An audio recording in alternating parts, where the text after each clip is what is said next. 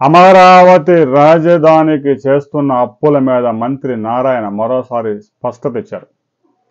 అమరావతి రాజధాని self finance project. ఒక్క రూపాయి కూడా ప్రజల నుంచి వసూలు చేసిన పన్నుల ద్వారా అమరావతి రాజధానికి ఖర్చు చేయడం లేదు.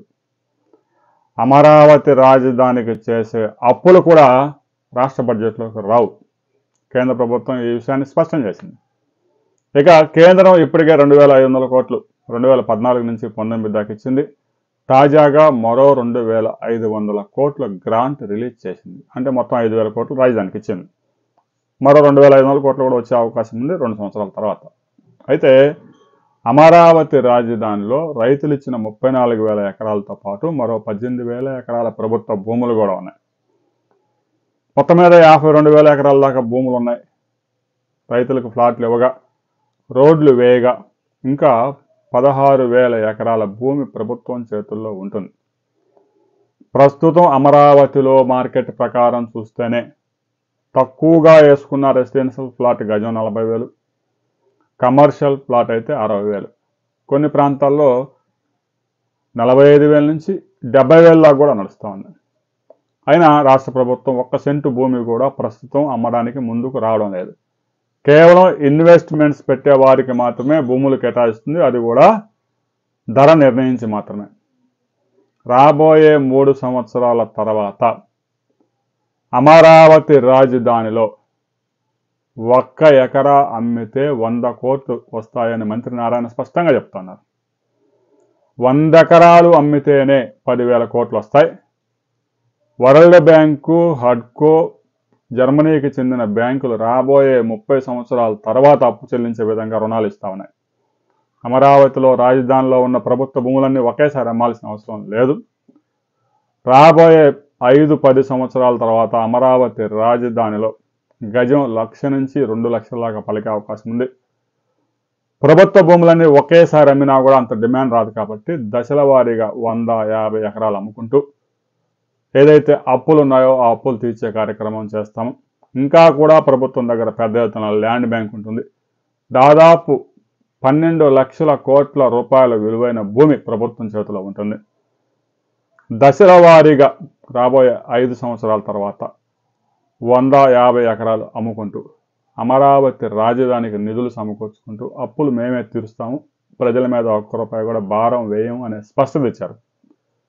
దీని మీద కొన్ని మీడియాల్లో ప్రజల డబ్బంతా చంద్రబాబు నాయుడు అమరావతిలో రాజధానిలో కుమ్మరిస్తూ ఉన్నాడు, చంద్రబాబు బినామీలకి కాంట్రాక్టులన్నీ కట్టబెట్టాడు, 42% కమిషన్ దండుకుంటున్నాడు అని పిచ్చి రాతలన్నీ రాస్తా ఉన్నారు. వినేవాడు వీపీ అయితే ఏదైనా చెబుతారు. అమరావతి రాజధాని అప్పులు రాష్ట్ర ప్రభుత్వంలోకి రావు. అమరావతి రాజధానికి ప్రజల నుంచి చెల్లించిన పన్ను 1 రూపాయి కూడా ఖర్చు పెట్టడం లేదు.